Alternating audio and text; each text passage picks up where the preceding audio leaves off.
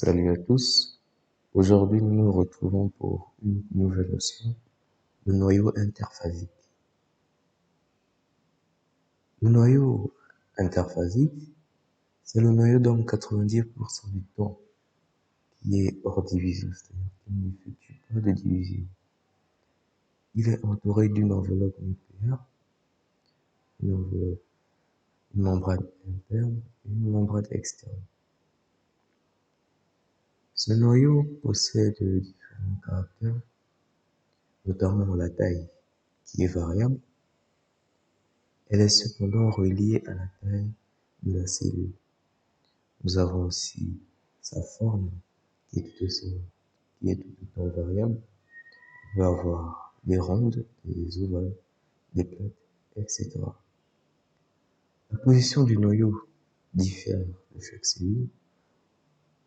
On peut avoir une position centrale, par exemple dans le cas des lymphocytes, des fibroblastes, des myocytes lisses. Elle peut être foulée à la base, par exemple dans les cellules à mucus, glandulaires exocrines aussi.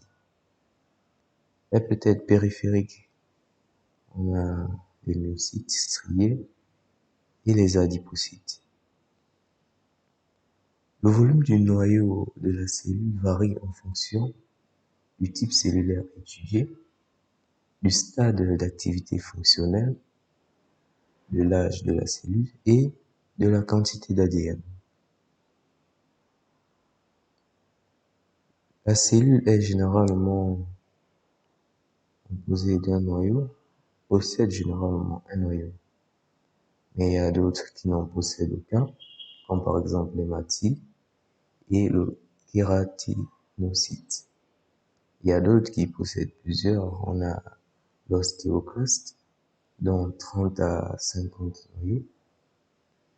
Et nous avons aussi le hépatocyte et les cellules cardiaques, qui ont 2 noyaux. Le noyau, il a plusieurs constituants, notamment l'enveloppe nucléaire,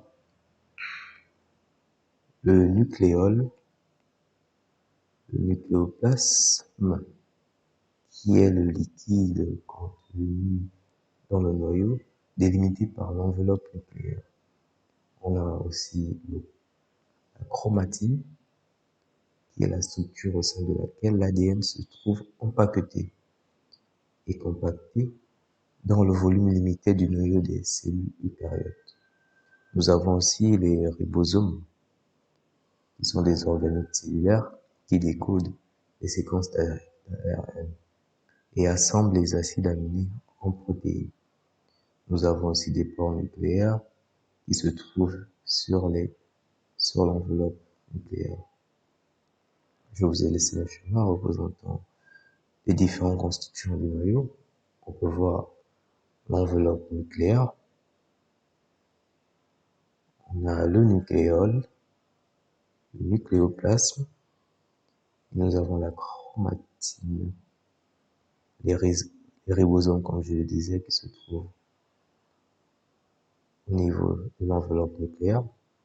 Et nous avons aussi les pores du noyau. La cellule a une activité cyclique, appelée cycle cellulaire, représentée par 2 phases, notamment l'interphase et la mitose. Il s'avère que durant ce cycle, il y a des facteurs qui influencent énormément ce dernier. On va d'abord voir les étapes de l'interphase.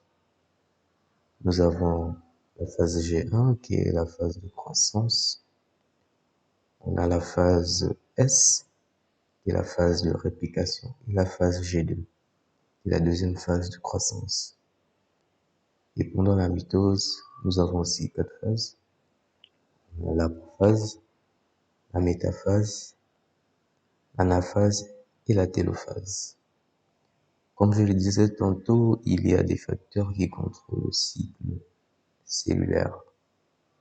Et ces facteurs-là interviennent à chaque étape du cycle cellulaire.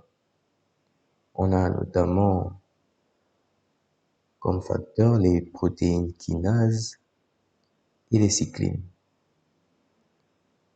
Nous arrivons au terme de notre vidéo. Et surtout, si vous avez aimé la vidéo, likez-la, commentez et